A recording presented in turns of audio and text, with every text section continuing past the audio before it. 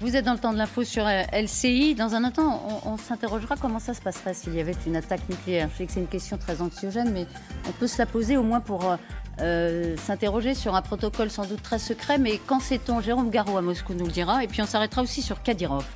C'est un personnage, certains estiment que c'est un zozo, c'est le chef des Tchétchènes. D'autres qu'il peut avoir une influence et que ce qu'il dit, c'est disruptif, a un sens aujourd'hui. On essaiera de le décrypter. Nous sommes toujours avec Isabelle Lasserre, Daniel Cohn-Bendit, Tatiana Kostreva-Jean et le général Desportes. Merci à vous.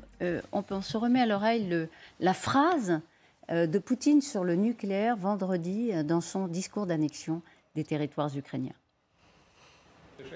Les États-Unis sont le seul pays au monde à avoir utilisé à 2 reprises l'arme nucléaire contre Hiroshima et Nagasaki. Ils ont créé un précédent. Ils ont créé un précédent, ce qui signifie littéralement il y a un précédent qui nous autorise à faire la même chose.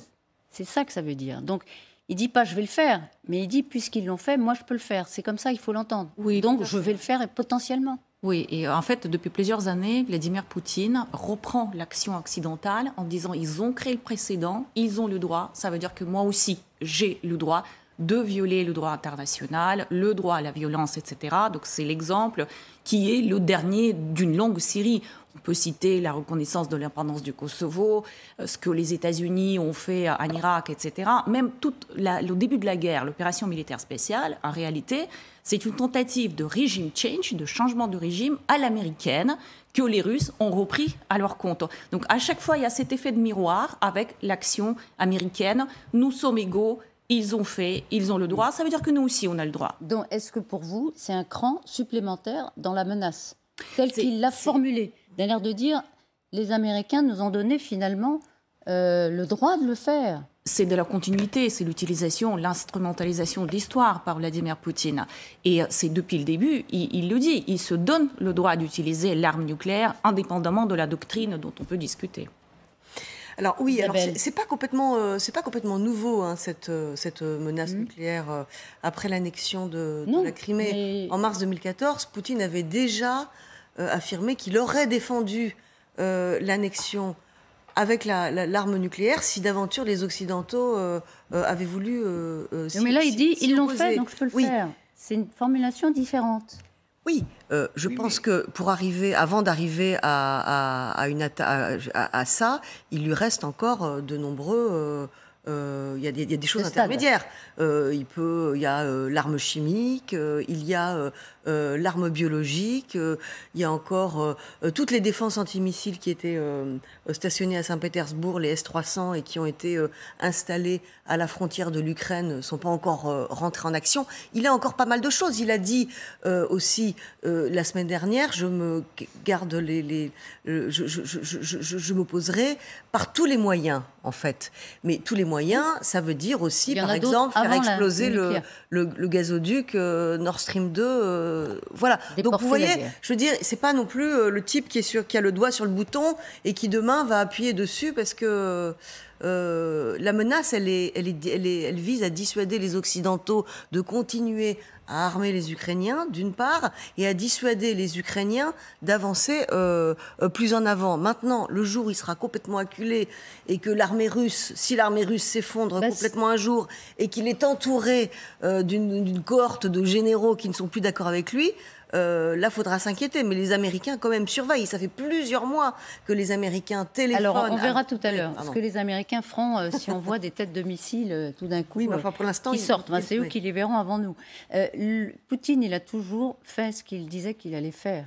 Et c'est un peu ça qui nous a scotché le 24 février, hein, parce que personne ne pensait qu'il le ferait. Il l'a fait. Et par ailleurs, je voulais juste vous soumettre c'est Jonathan Littell dans le Figaro qui rappelait ça, ce qu'avait dit en 2004 Poutine. Nous nous sommes montrés faibles à propos de Beslan, rappelez-vous, et les faibles se font battre. C'est QFD, je ne laisserai pas affaiblir la Russie, je ferai en sorte que ce ne soit pas le cas. Absolument. Et on lui prête Donc l'arme nucléaire, pour lui, c'est une ressource. Absolument. Et on lui prête une autre formule qui est si tu es sûr que la bagarre arrive, frappe en premier. Et c'est bon. Voilà. Ouais. Moi, je serais un peu moins optimiste qu'Isabelle Lasset. Je suis pas optimiste. Non, attendez, non, ce que je veux dire. Je suis prudente. Non, ce que je veux dire, c'est que l'arme chimique est une arme qui est très compliquée dans son emploi.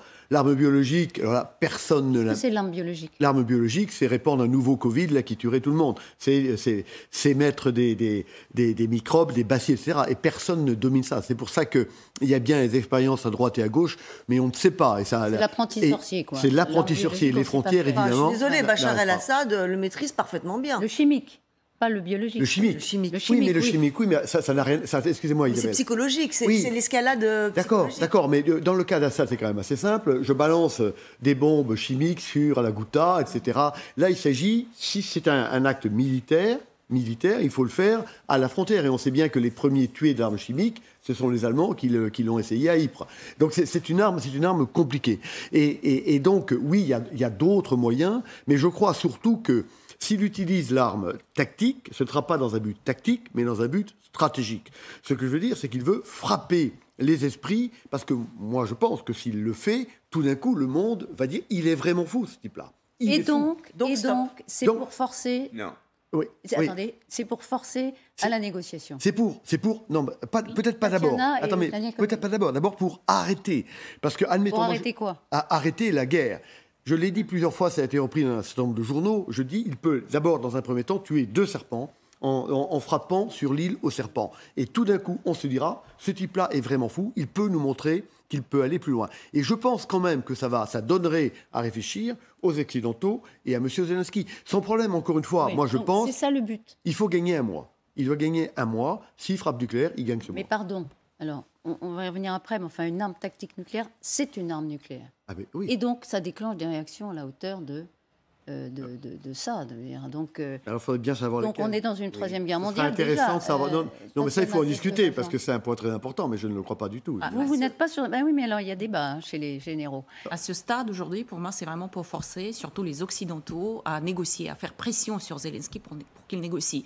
Et en fait, vendredi, Vladimir Poutine dit plusieurs choses, mais dont 2 qu'il faut mettre en parallèle. Il ressort cette menace nucléaire en rappelant le précédent historique créé par les États-Unis, mais il dit en même temps que la Russie est prête à négocier. Et donc, c'est ce qu'il met sur la table devant les Occidentaux en disant, voilà, maintenant, moi, je suis prêt à la paix, à condition que je ne discute plus des 4 régions annexées. Maintenant, à vous de faire le travail, de pousser Zelensky pour qu'il vienne à la table de négociation. Et on a vu même le pape François qui s'adresse au président Zelensky. Qui le supplie d'arrêter. Voilà, d'arrêter et de... Non, et Poutine supplie Poutine d'arrêter, hier. Non, il a fait un tweet... Il a fait 2 Les 2.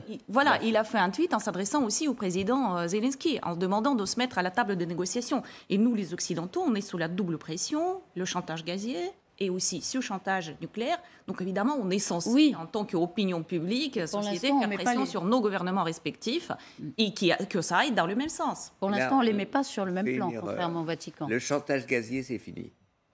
C'est fini. Les Allemands... les Allemands ont réussi à se prendre. C'est le gaz maintenant, c'est écologiquement problématique puisque c'est le gaz de schiste américain, etc. Mais le problème du gaz ne se pose plus.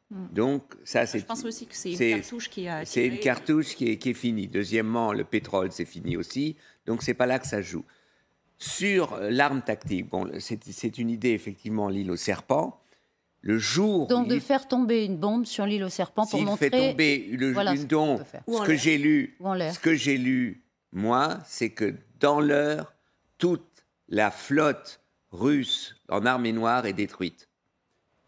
Avec armes conventionnelles. Non, mais on peut le dire, mais à ce moment-là, la Russie est attaquée par l'OTAN, évidemment, et alors on va vers une escalade. Donc je crois que ça n'est pas si simple que ça. Non, mais c'est des 2 côtés que c'est pas si simple, parce que il nous dit autant quand les Américains ont employé, il n'y avait pas la dissuasion. Et il faut pas, je veux dire, on parle des généraux, on parle des Russes et tout ça. Il faut faire attention, les Russes savent très bien, et je crois que c'est là où on se trompe, que l'utilisation de l'arme nucléaire rendra en fait les Occidentaux incapables de répondre. Je vous interromps, Daniel Cohn-Bendit. Je crois que ça, c'est une erreur fondamentale. Et les Américains l'ont dit clairement. Ils ne peuvent pas, parce que là, c'est vrai qu'il a quand même maintenant dire, voilà, je vais le faire, et tout le monde va reculer. Et quand je vois le débat, Poutine sait, et je crois qu'une partie de l'armée russe sait que cette partie-là, ils ne peuvent pas la gagner. Alors, ils ne peuvent pas la gagner. Daniel Cohn-Bendit, vous dites ça, sous-entendu, ils ne le feront pas parce qu'ils savent qu'ils ont intégré l'échec, enfin la destruction massive de la Russie si jamais ils faisaient ça. C'est ça que vous dites. Moi, je dis d'abord, pas de la destruction massive, je veux dire, enfin, j'arrive pas à imaginer, mais bon, on peut tout imaginer. Je crois qu'aujourd'hui, la menace nucléaire est une menace qui ne passe pas même dans certaines strates de l'armée rouge. Ça, c'est intéressant parce que je voudrais savoir... Parce qu'ils savent que les conséquences sont terribles. Si ça ne passe pas... Non, je vous interromps parce que je voudrais rejoindre... Pardon, général.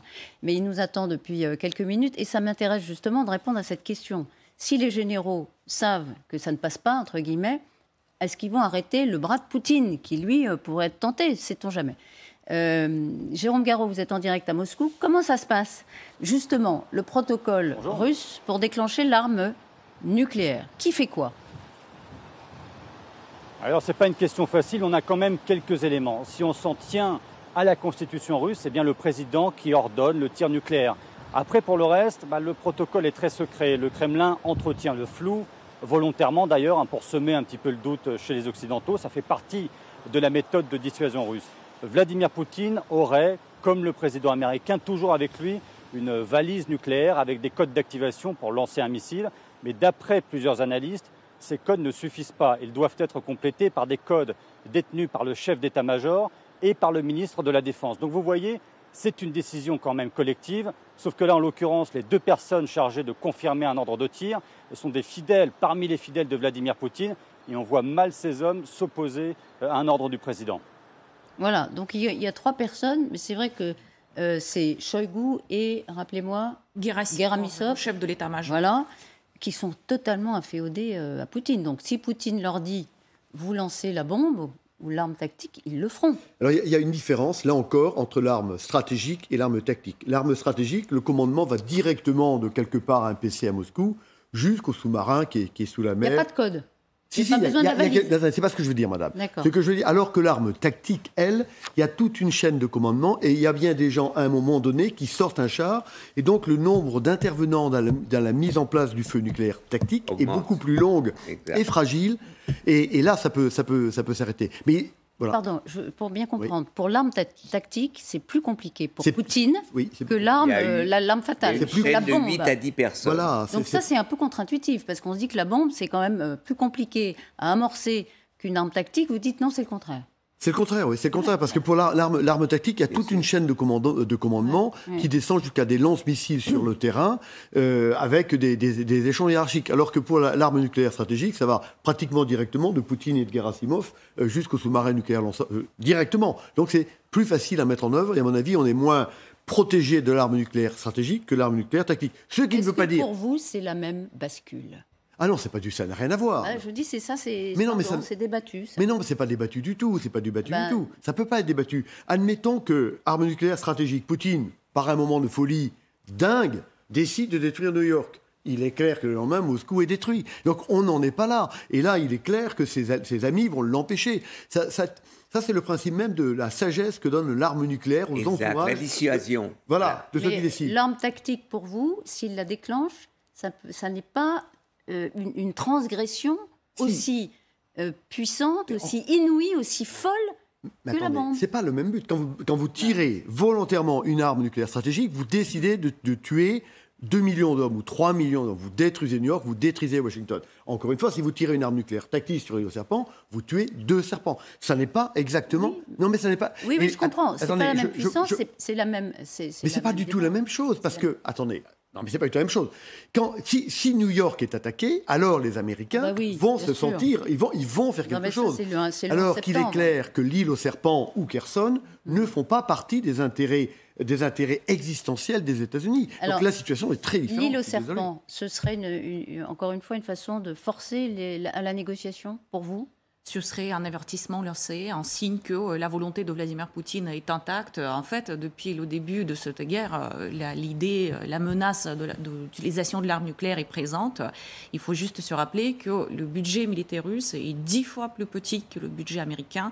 Et l'élément égalisateur, c'est l'arme nucléaire. C'est pour ça qu'ils brandissent cela depuis le début. C'est un peu la dissuasion du fou au fort, pour montrer je suis capable de tout, retenez-moi, c'est à vous de faire l'effort pour éviter cela. Je ne pense pas du tout qu'il vraiment il chercherait à provoquer les représailles, etc.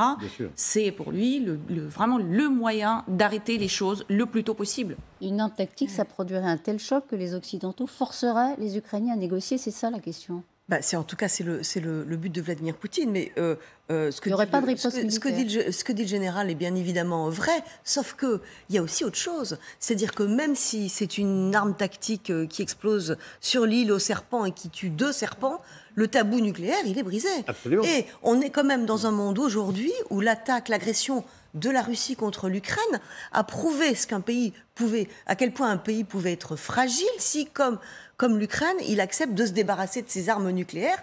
C'était en 1900, après la chute de l'Union soviétique, avec un protocole qui était censé garantir la sécurité de l'Ukraine par les parties prenantes et qui en fait s'est avéré un papier qui a brûlé. Et aujourd'hui, on est quand même dans un monde où l'Iran est en marche extrêmement accélérée vers la bombe nucléaire, au bord de la bombe nucléaire, où la réaction après c'est l'Arabie Saoudite, la Turquie, les pays sunnites qui voudront eux-mêmes avoir leur bombe nucléaire.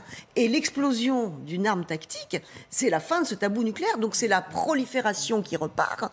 Et tous les pays nucléaires se diront, maintenant, la France a eu des armes tactiques nucléaires, elle n'en a plus aujourd'hui. Mais non. Qui en a? Mais si on re-rentre... Les Américains et les Russes. C'est tout.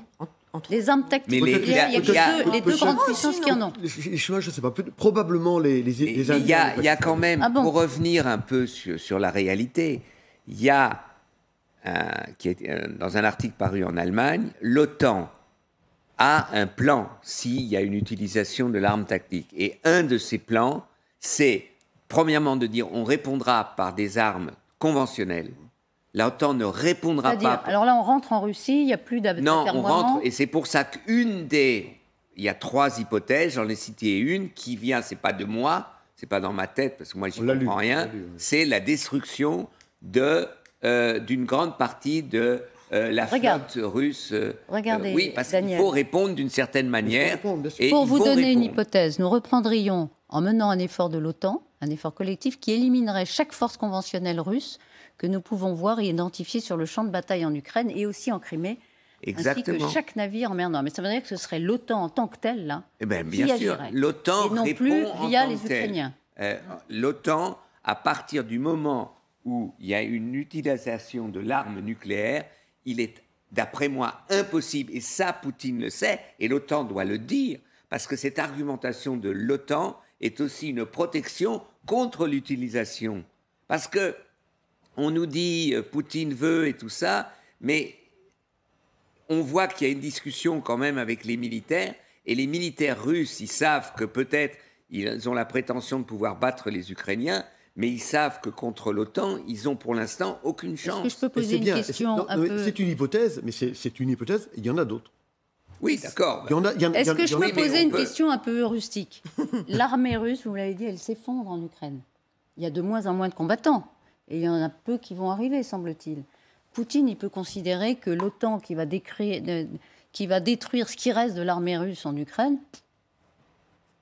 Oui. Non, c'est pas de ce qui reste, c'est détruire la flotte. Non, parce qu'en fait, comme la question nucléaire est taboue, la réponse à l'utilisation d'une arme tactique nucléaire est aussi taboue. Et on va pas, les états-majors ne vont pas en parler publiquement. On ne sait pas. Si les Américains avaient envie de lancer une opération commando au Kremlin pour se débarrasser de Vladimir Poutine, ils vont pas le crier sur les toits aujourd'hui. Par contre, ils disent depuis plusieurs mois à Vladimir Poutine, attention, c'est une ligne rouge, vous êtes fini.